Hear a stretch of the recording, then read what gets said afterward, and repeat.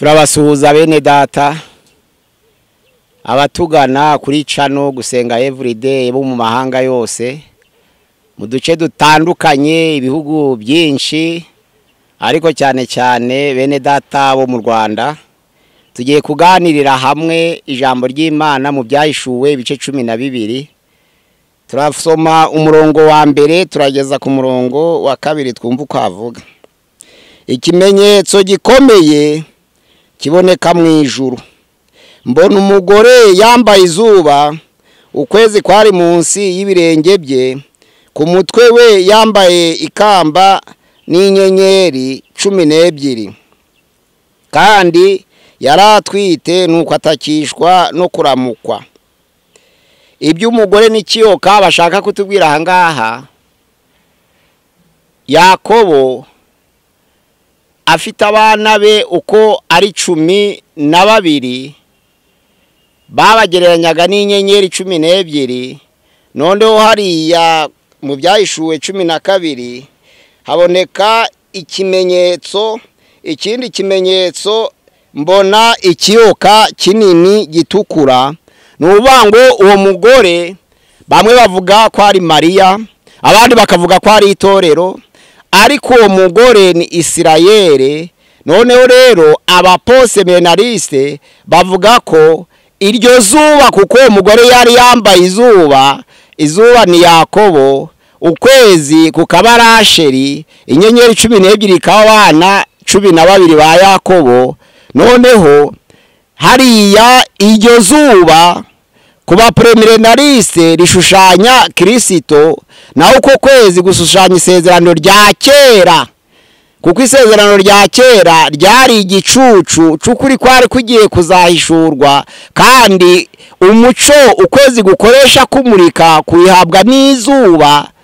Noneho abo bana 12 bakaba imiryango 12 ya Isirayeli. Abaposeminariste babisobanura ukwabo n'abapreminariste bakabisobanura ukwabo, ariko icyo tugambiriye ni ukumenya ngo icyo kiyoka cyarinde, cyari giturutse he, cyashatse kurya umwana ngo kimutsotsobe. Igihe umwana Yesu yavukaga, ko twumvikanye ko uwo mugore ni Isirayeli. Yesu nawe akomoka mu muryango wa Isirayeli, kuko ari uwo mu rubyaro rwa Dawidi. Ubwo rero ntabwo itorero ryabyaye Yesu, ubuze ngo uwo mugore ahindutse itorero aba ari amakosa, kuko ntabwo itorero ryabyaye Yesu, ahubwo Yesu yabyaye itorero, ariko Isirayeli niyo Yesu akomokamo. Birasobanutse. Abandi bakavuga ngo ni Mariya. Oya, Mariya ntabwo ari itorero, kandi Mariya ntabwo yigeze ahunga ngo amare mu butayu igihe n'ibihe n'igice cy'igihe, kuko Mariya yari umuntu, ntabwo yaranye imyaka 1260.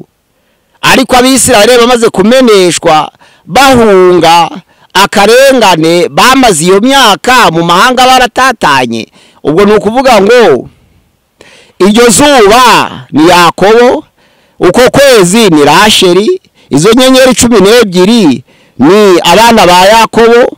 Yosefu nawe arota yarabibonye, yaravuze ati nabonye izuba n'ukwezi n'inyenyeri 11 biza binyikubita imbere. Isaramubwira ati wa mwana we, inzozi zawe zizagukoraho. Ariko yarabonye ko se na nyina na bene se hari igihe bazashakira gutabarwa kuri Yosefu, kuko amaze gufatwa agurishwa agiye mu Egiputa. Se n'abana be bamusanzeyo kubw'inzara no gushaka ibyo kurya, bamusangayo kugira ngo bwaho buhanuzi busore bwo kuvuga ngo izuba n'ukwezi n'inyenyeri 11 byaraje binyikubita imbere, bisobanura ngo se na nyina na bene se bazamuhungiraho. Baramwanga, birabababaza cyane, kuko yaragaragaje ko azategeka bene se, ariko bwa buhanuzi buza gusohora. Nuvuga ngo icyo kiyoka noneho rero cyagikoze imyigaragambyo, cyishira hejuru, cyashushanyaga Satani. Muri Yesaya 14 umurongo wa 12 kugeza 14 haravuga ngo wa nyenyeri yo mu ruturuturuwe, mwana w'umuseke, kuvuye mu ijuru ukagwa ukajugunywa hasi, waribwira guti nzazamura intebe yanje izazamuka isumbe inyenyeri z'Imana, ariko none dore urahananduwe ugeze ikuzimu, kuko washatse kuzamura intebe yawe ngo isumbe inyenyeri z'Imana. Urahananduwe ubwigomeke n'ubwibone no kwikuza kwawe. Icyo kiyoka rero kimaze kwibona, kimaze no gushaka kugera ku ijuru, Imana yohereza marayika wayo ariwe Mikayeli, ahagurukana n'abamarayika be, barwana na cya kiyoka, nacyo gihagurukana abamarayika bacyo, bararwana barakirana. Ariko ijambo ry'Imana rivuga ngo aha cya kiyoka mu ijuru ntihaba hakibonetse. Noneho ijwi rivugira mu ijuru ngo nuko wajuruwe, namwe abarituyemo nimwishime, ariko wowe wasiwe nawe wajyanjawe mu gushishano, kuko Satani abamanukiye afite umujinya mwinshi kandi azi ko afite igihe gito. Ubwo noneho rero Satani umurezi w'abera, Satani umurezi wanyu araciwe avuye mu ijuru aramanutse, niwe ugiye guhiga noneho wa mugore kugira ngo arye atsotsobe wa mwana. Yosefu na Mariya rero maze kubyara Yesu, Herode ari kumushakisha kuko yari yarimitswe n'Abaroma. Igihe Yesu yavukaga bumvise ngo hari umwami w'Ubuyuda wavutse, Herode yaperereje aragenzura. Igihe yumviye inkuru ko umwami yavutse i Buyuda, umwami w'Abayuda rero niyo batumye abanyabwenge, ariko Herode ahagarika umutima cyane, atuma abanyabwenge ngo bagende barebe uwo mwana wavutse, ngo nibamubona baze babwire Herode nawe ngo aje kumuramya. Nta kindi yashakaga, ntabwo yashakaga kuramya Yesu, ahubwo yashaka kugira ngo amwice, kuko yaratishimira ko hari undi mwami uvuka mu gihugu ayobora. Ubwo marayika w'Imana aburira Yosefu mu nzozi, Yosefu ahungira mu Egiputa n'umwana Yesu. Ubwo Yesu abararokotse, Egiputa nayo bayigereranyaga nk'ubutayu icyo gihe. Ubwo icyo kiyoka cyakomeje guhiga abo mu rubyaro rwe, cyakomeje guhiga itorero. Mu kinyejana cya mbere ba Kayisari bambara imbaraga, batoteza itorero, ku buryo Yesu ubwe avuka yaratotejwe ku bwa Kayisari Auguste. Igihe cyo kubambwa kwe ku bwa Kayisari Tiberiyo, igihe cy'umutegeka mukuru Pilato, yaraburanye aratotezwa. Amaze kubambwa arazuka aja mu ijuru, ariko abamwizeye bose barakurikiranwa baratotezwa, baricwa, bashirwa mu nzu y'imbohe. Mu gihe cya Kayisari Claude yica Abayuda bose bari mu murwa w'i Roma. Mu gihe cya Nero atoteza abera, ndetse akora agasha. Igihe kimwe afata karitsiye imwe y'umurwa w'i Roma arayitwika, ahamagara amahanga yose, kuko amaze kwica abakristo bimaze kurambirana. Amahanga yarasakuje bati ibyo ukora mu gihugu ni ibiki Nero? Nero afata karitsiye y'i Roma arayitwika, ahamagara amahanga yose ati nimuze mwitegereze icyo abakristo bazira. Nta kindi, barabesha ngo bagiye gusenga, ariko aba nijoro bakaja gutwika amazu, nico bazira. Abereka karitsiye yaka, amazu menshi agurumana, yirengagiza abamukomokaho bose kugira ngo abashe kubona ukuri. Abakayisari bambikwa imbaraga batoteza abera. Mu gihe cya Titusi ari umukuru w'ingabo z'i Roma, Vespasianus niwe yahamagaye se Vespasianus aravuga ati abakristo nta na rimwe bazahagarika imirimo yabo mudakoresheje ubundi buryo bwo kubica. Baramubwira bati tubwira ukuntu abakristo bazashira. Arabwira ati muzatwike Yerusalemu, niho abavugabutumwa bose bakomoka, ubuvugabutumwa rizahagarara. Ahasigaye ba Kayisari bagira imbaraga, barabosha bagota Yerusalemu kuri 29 z'ukwa munane muri 70 bagota umurwa, barawutwika hasimbuka bake. Ariko bagiye kumva ngo ishimwe riri kwamamazwa ubutumwa bwiza, barokotse. Abakristo bahoraho kugira ngo ryasezerano Yesu yasezeraniye abigishwa be, abwira Petero ngo nawe uri Petero, kandi kuri urwo rutare nzubaka itorero, amarembo y'ikuzimu ntazarishobora. Kwagira ngo iryo sezerano naryo risohore. Ubwo rero ku bwa Auguste Yesu yarahizwa ari umwana, ku bwa Tiberiyo Yesu arabambwa, ku bwa Claude Abisirayeli Abayuda bari Roma baricwa, ku bwa Nero Paulo aricwa, ku bwa Nero niwo Petero yabambwe, ku bwa Titusi niwe Yerusalemu yatwitswe. ku bwa Domisiyani niwe Yohana yaremukiro wa Cipatima. Ni ukuvuga ngo ico cyoka kiragumya ndi kwerekana ukuntu cagumye gutoteza abantu bakomoka mu rubyaro, kuko abavuze ubutumwa bwiza bw'ikinyejana ca mbere n'icya kabiri n'icya gatatu abenshi bari abayuda, bose barakurikiranwe baratotezwa, nabo bakomoka kuri uwo mugore Isirayeli barakurikiranwa baratotezwa baricwa, ikinyejana ca kabiri baricwa. Niho umunyamateka umwe witwa Siwetone yavuze ati abakristo kwicwa kwabo birarambiranye, ahubwo muhemba abatari abakristo, mufata abantu bose mukora ibarura ry'abantu batari abakristo, mubagenera imishahara, ahasigaye mwicecekere. Abakristo nibumva ko abapagani bari guhembwa amafaranga y'ubusa, barava ku bukristo bagaruke. Ati nico ciza, ingamba zose zo kumara abakristo zarakoreshejwe, ariko ntibyari guhindura isezerano Yesu yavuze ngo nawe uri Petero, kandi kuri urwo rutare nzubaka itorero. Babaruye abapagani biroma bose, basanga ni benshi ntabwo babona amafaranga bakwiye. Ariko Siwetone yari yagira inama umukayisari wari witwa Taraja, aravuga ati ugushaka kwica abakristo, niba Claude yarishe ntibashire, Nerakica ntibashire, Titus akica ntibashire, Domisiyani akica ntibashire, nawe ukabushaka kubamara reka guhingamba. Kuri barura ry'abapagani umenye umubare wabo, ubagenera umushahara w'ubuntu, urebe ko abakristo bataraye ku bukristo bagasanga abapagani kubwo kwifuza amafaranga. Ingeri zose zo gukoresha ngo bakureho itorero barazikoresheje, kuko cyakiyoka cyakomeje guhiga wa mugore nabo mu rubyaro rwe, kirabatoteza, abenshi baricwa, abandi baramanikwa, abandi batwikisha umuriro, abandi bakereshwa inkero kugira ngo bashe kugira ubwoba. Bahinduranyaga uburyo bw'ubwicanyi kugira ngo bereko bakanga abantu. Umunsi umwe bakicisha inkero, uwa kabiri bakicisha umuriro, uwa gatatu bakicisha amavuta, uwa kane bakicisha inkoni, uwa gatanu bakicisha intare. Ibyo byose byanyuze kubera b'Imana, ariko itorero ntabwo amarembo y'ikuzimu yigeze arishobora nk'uko ryari isezerano rya Yesu. Icyoka rero ni Satani.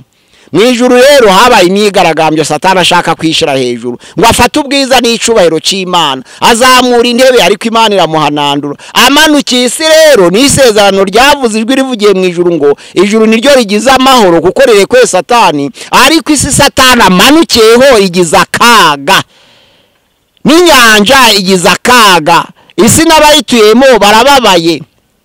Ntabwo umubabaro w'isi rero abantu bawurokoka kuko bayituyeho, ariko Imana Uwiteka azabe, kuko ijambo ry'Imana rivuga ngo nubwo bamwe basubira inyuma abandi bakava mu bwizerwa bakabera nka Humeneo na Fileto, ngo ariko urufatiro rw'Uwiteka ruracakomeye, rwanditswe ikimenyetso cyanditswe ngo Uwiteka azabe. Uwiteka azabe rero nubwo batotezwa, ntabwo Yesu yaje kudukura mu isi, ntabwo igihe kiragera, ariko icyo Yesu yaje kudukiza umubi. Azaturwanirira rero, azatubera ingabo idukingira igihe cyose, ariko isi dutuyeho iri mu maboko y'umubi. Yohana ya mbere igice cya 5:19 haravuga ngo rega turabe Imana, ariko isi yose iri mu maboko y'umubi. Satani yigeze ajana Yesu ku musozi, aramubwira ati niba uri umwana w'Imana by'ukuri, ukaba uri umwana w'Imana utabeshe, wapfukama ukandamya. Yari amaze kumwereka ubutunzi bwuzuye isi, yari amaze kumwereka icubahiro cyabwo cyose, aravuga ati ibi byose upfukamye ukandamya ndabiguha birabi byawe kuko nabigabanye. Ntabwo Yesu yamubwiye ngo wabigabaniye, kuko Satani yaravuze ukuri, isi yarayigabanye. Ibyago byose yashaka guteza umuntu yabimuteza, ariko icyo adafite ni ubugingo bw'abera. Imana yacu ihabwa icubahiro ko adafite ubugingo bw'abera, ariko imibiri kuko izasubira mu butaka arayifite. Azabatoteza, bazashirwa mu nzu y'imbohe, abazavuga ukuri bazabizira, ariko kuko Uwiteka azabe azabarwanirira, kandi kunesha guheruka kuzaba uko Imana n'abayo. Ubwo Yohana agiye kubona rero abona ubutegetsi bukomeye ku byahishuwe 13.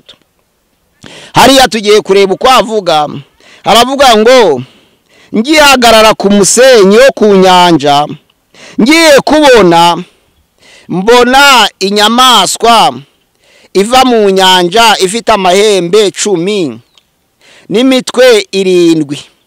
Ku mahembe yayo hariho ibisingo 10 no ku mitwe yayo hariho amazina yo gutuka Imana. Iyo nyamaswa nabonye yasaga n'ingwe, amajanja yayo yasaga n'aya aruko, akanwa kayo kasaga n'ak'intare.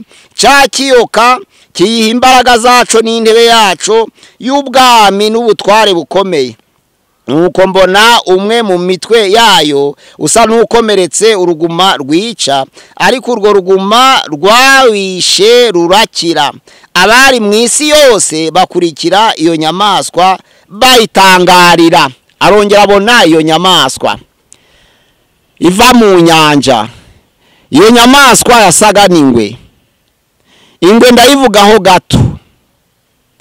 Ingwe ni inyamaswa igira uburakari. Ingwe ni inyamaswa yitonda.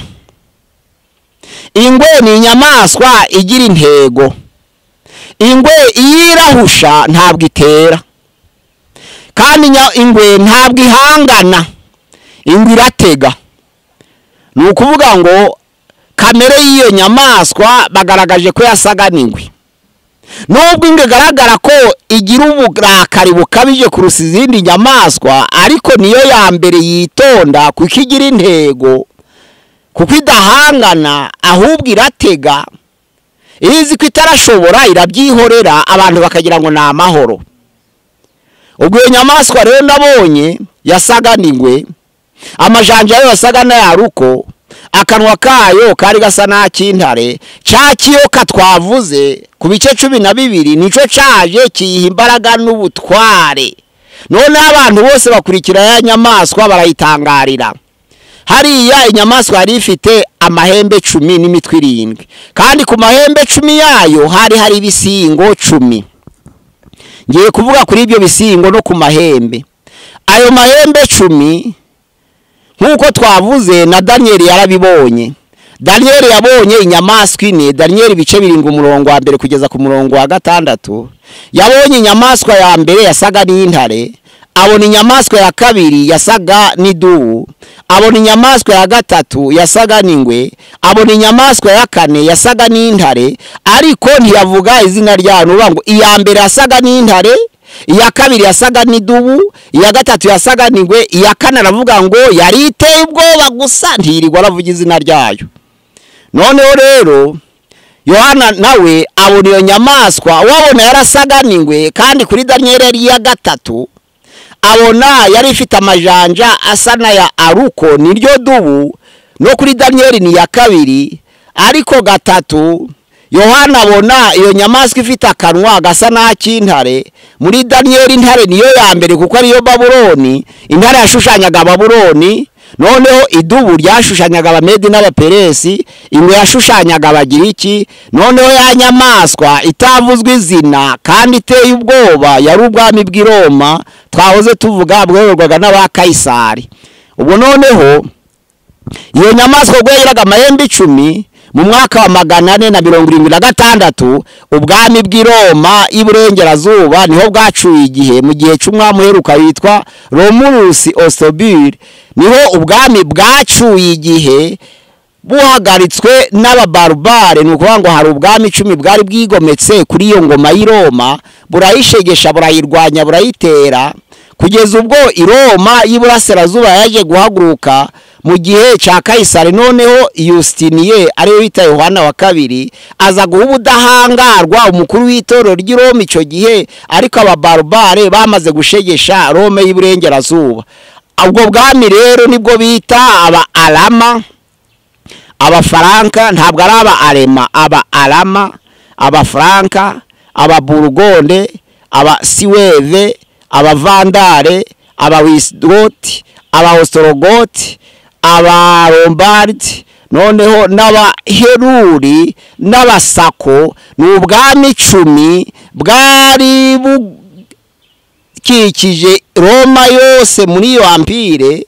noneho buyigomokeho bushaka kuyitera abarirwo bageranya n'ayo mahembe 10 hari ibisingo ku mahembe ibisingo nabyo byari 10 noneho ibyo bisingo 10 byashushanyaga amakamba hari amakamba y'ubwami mu rurimi rw'ikigiriki bita diademe na amakamba y'ubwami hakaba n'amakamba yo kunesha bita Stephanos noneho ubwo bwami bwari bwahawe amakamba yo kunesha buhabwa n'amakamba y'ubwami kuko imbaraga zabwo zari zivuye kuri za cyakiyoka kigikomeza guha imbaraga abatware bisi kugira ngo batoteza abera ubwo ico gihe Roma irashenjagurika Roma y'Iburasirazuba igiye guhaguruka umwami Yusiniye abura imbaraga afata ubutware bwe yaragomba kuyobora nka Kaisara buhereza uwari uhari ico gihe bamwitaga noneho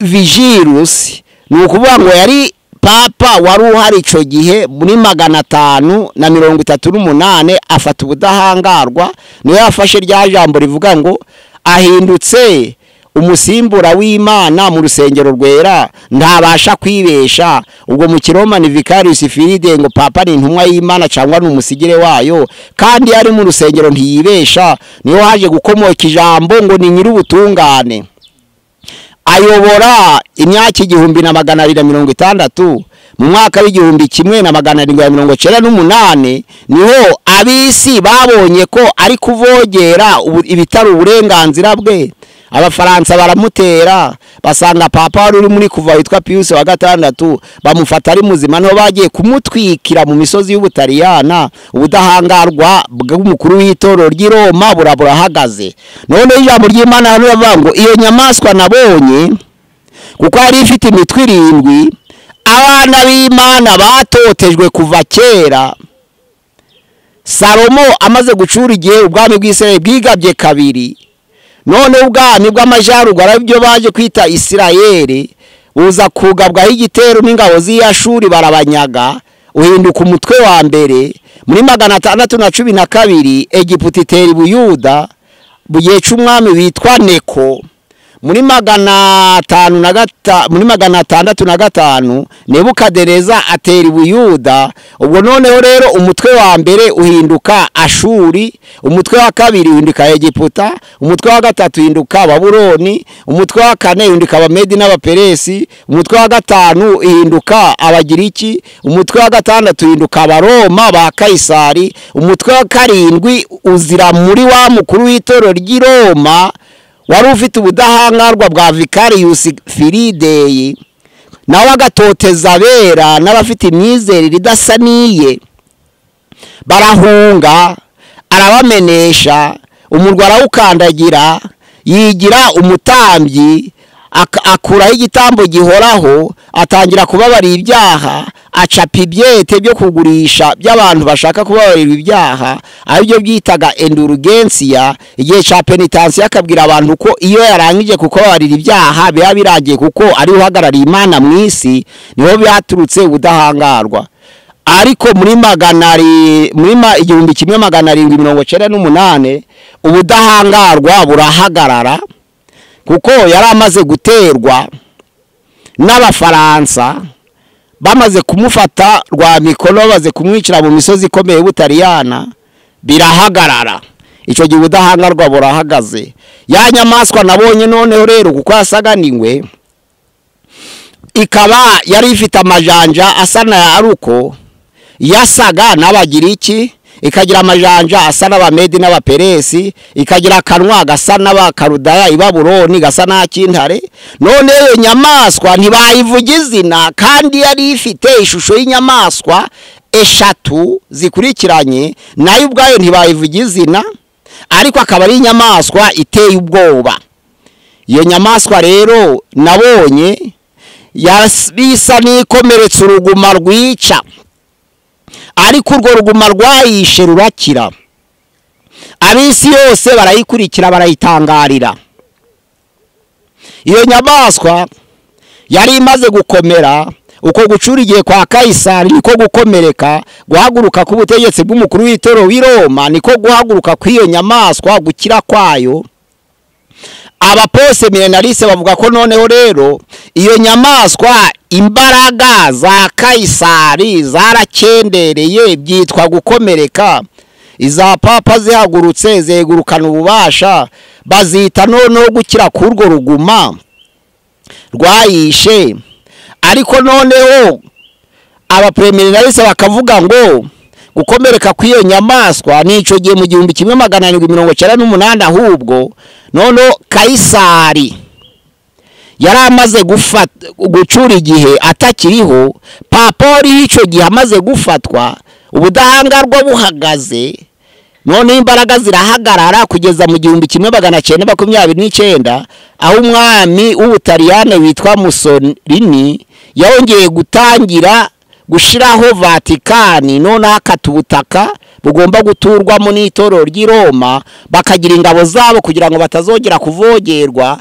Ubwo ico gihe hari Pius wa 11 nawe aja kurega arekara mu budahangarwa rongera arabubona. None baravuga ngo amaze gucura igihe mu 1798 kwari gukomereka kw'iyo nyamaswa, ariko ubutegetsi bwa papa busubiyeho mu gihe cya Vatikani bavuga ko ari ugukira kw'iyo nyamaswa. Ubwo noneho rero iyo nyamaswa yari isa n'ikomeretse uruguma rwica, ariko yari ibonetse ku nyanja. Inyanja isobanura abantu benshi batagira ingano. Ahantu hatuwe mbere ni mu Buraya. Iyo nyamaswa ruko yabonetse mu Buraya iri ku bantu benshi, itandukanye ni nyamaswa ya kabiri yabonetse ku butaka ahantu hadatuwe.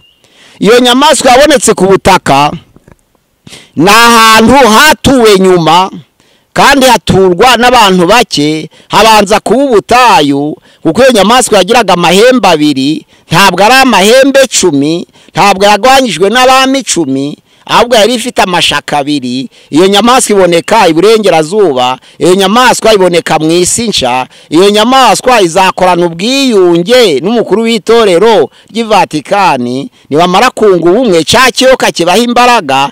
Na nizo mpamvu byahishwe 16 umurongo wa 12 avuga ngo mbona mu kanwa ka cya kiyoka no mu kanwa ka nyamaswa no mu kanwa ka umuhanuzi w'ibinyoma imyuka mibi 3 isa n'ibikeri, ariyo ihuririza abantu kujya mu ntambara y'umunsi ukomeye w'Imana. Cya kiyoka giha imbaraga umukuru w'isi.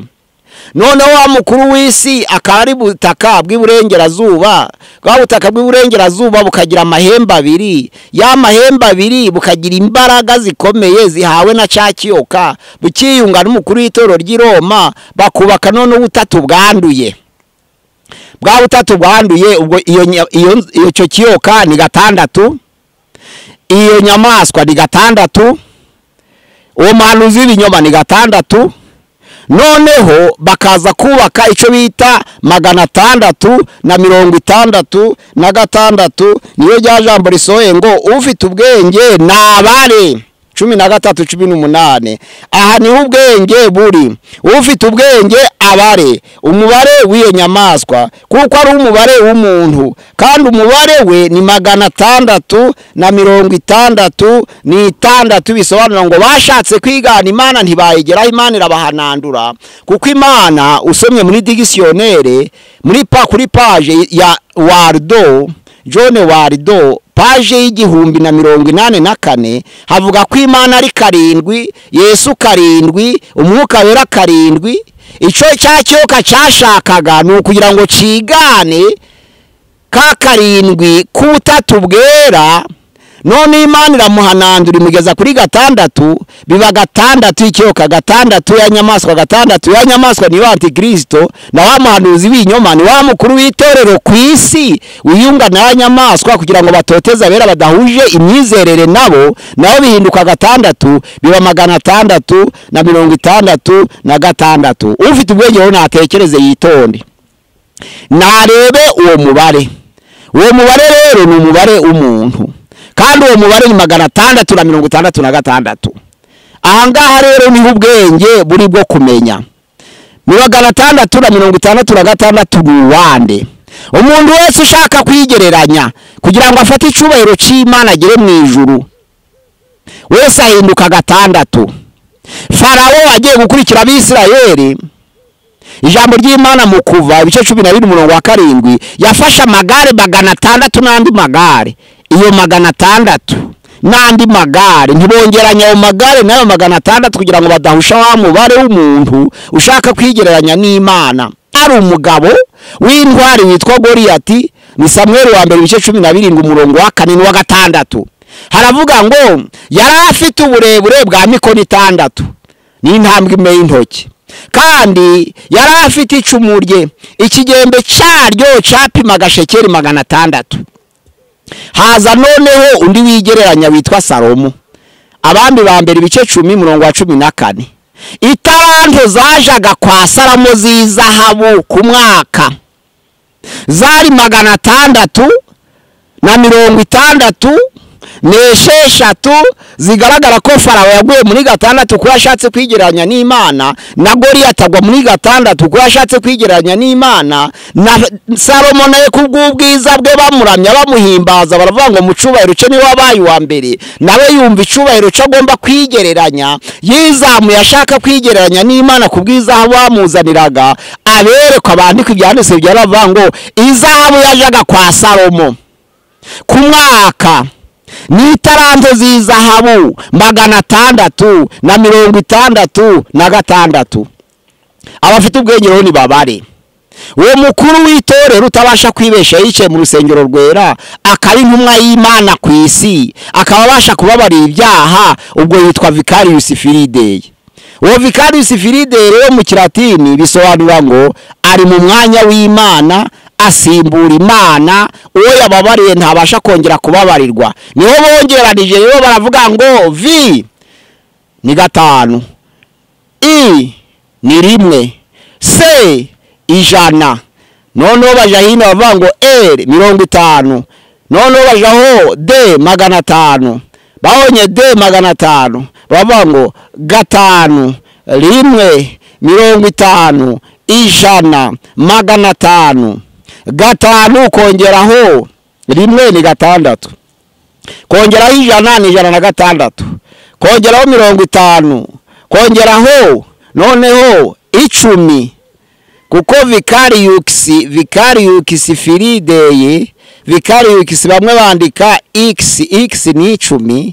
Ufashe V kongeraho I, ukongeraho C, ukongeraho X, ukongeraho L, ukongeraho D, biraba 666.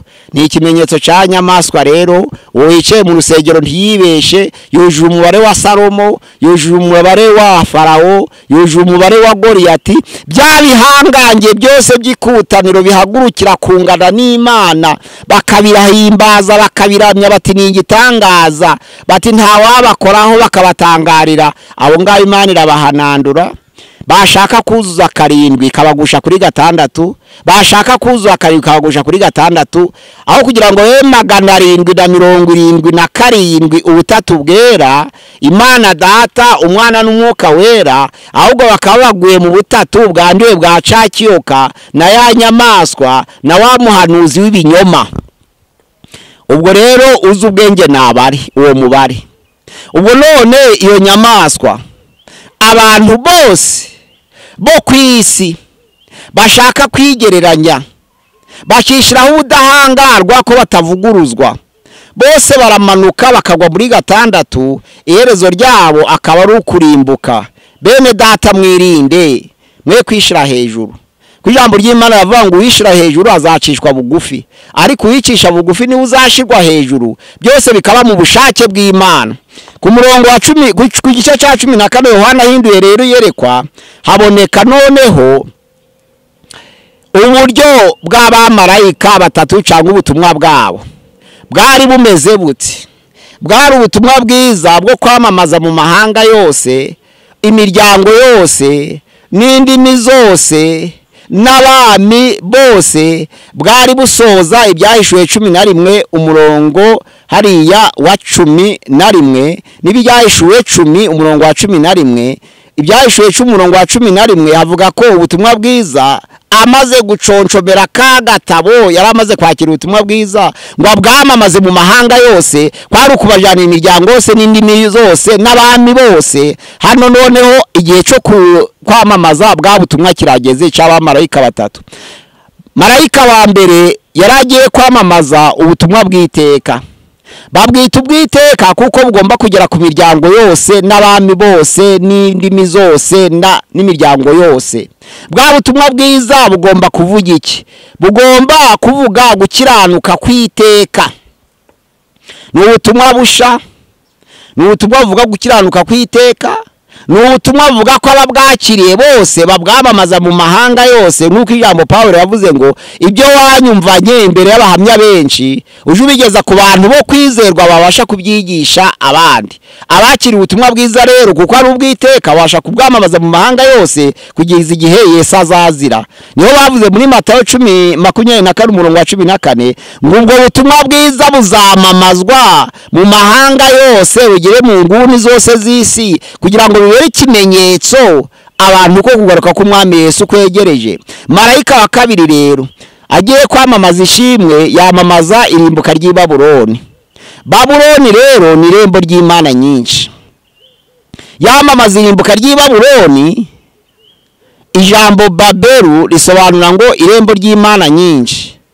Babuloni abapose milenariste bavuga ko mu gihe cya Silvestre umwami Constante ari we ari Kaisari ico gihe, uwayobora gitorero yari Silvestre, baricaye aribo bahindura umunsi baravuga ngo gusenga no guhagarika imirimo yose ya leta bibe ku cyumweru. Yesu yari amaze kuja mu ijuru, agenda ziruye isabato arayizira. Ariko Silvestre na Constante baganira hagati ya 314 na 335, ubwo ni hafi ya 321, niyo bavuze ngo ku cyumweru abantu bakoraga iminsi yose batagira umunsi wo kuruhuka, bawugira umunsi wo kuruhuka. Constante amaze kubatizwa ari yaramaze gukorerwa ikimenyetso cyo mu gahanga. Ubwo noneho rero abapose milenariste bavuga ngo Babuloni, uhagarariye Babuloni ni uwo muntu watangije gusenga ku cyumweru.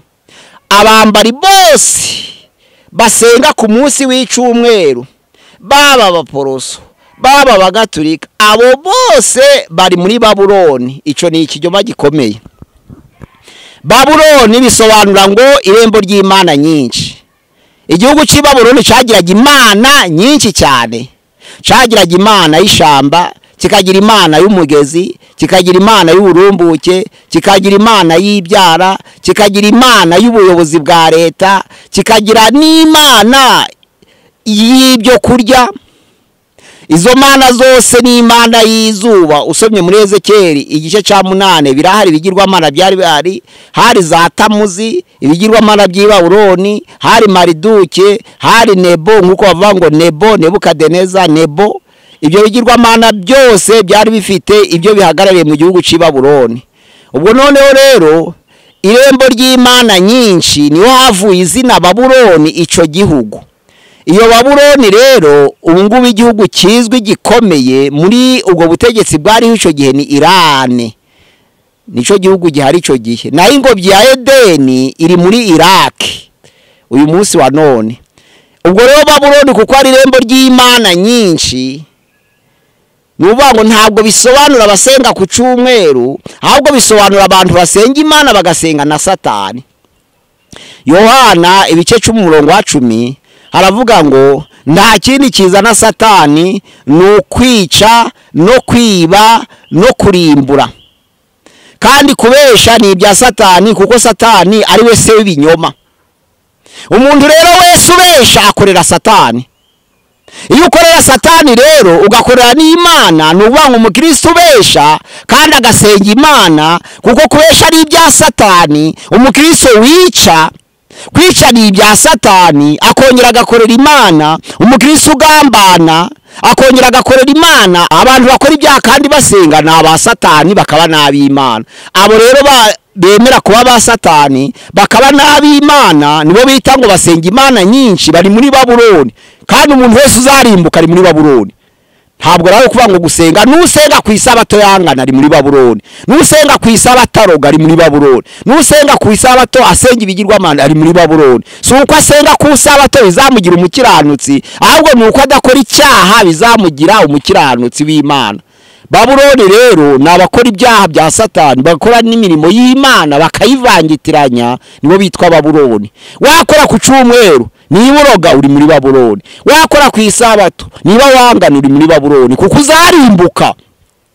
Babuloni ni abahamagariye kurimbuka. Marayika wa kabiri rero yaje avuga ubutumwa bw'abari muri Babuloni bageneye kurimbuka. Ntabwo ari abasenga ku cyumweru, ubwo ni abasenga Imana bafite ikindi cyaha Satani afiteho uruhare.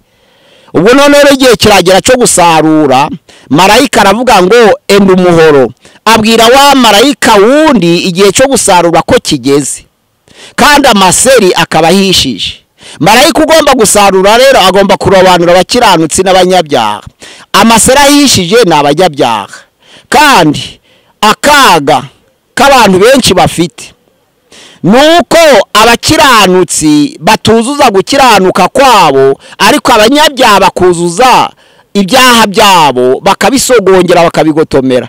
Nubanga ibyaha byabo bakabinezererwamo bakabyuzuza, bagasambana, bakaroga, bakica, bakiba, bakabirangiza. Ariko abakiranutsi bakanga gukiranuka ngo bamaramaze bagere ku Mana, noneho bave muri ya Babuloni, kuko marayika wa gatatu yaje kubura ngo abayishaka nibayisohokemo, bareke ibyaha ibyatuma bakiranirwa ngo binjire muri Babuloni, ahubwo baze mu iteraniro ry'Imana, babe mu iteraniro ry'abakiranutsi. Narizo mpamvu ubushize twavuze ko imbere y'intebe y'imanza hari inyanja y'ibirahuri, iteraniro ry'abakiranutsi. Ntabwo waburoga ngurijemo, ntabwo wabusambana ngurijemo, ntabwo bawiba ngurijemo, ntabwo wabesha ngurijemo. Iyo utarigiyemo rero uba uri muri Babuloni. Ariko umuhoro kuje gusarura kandi amaseri akabanetse, ababi bakabarushaho kwiyongera. Kuvuga ngo amaseri aranetse, none bagiye gukera amaseri anetse bayasarure, bayakandagiza ibirenge bayengere mu muvure.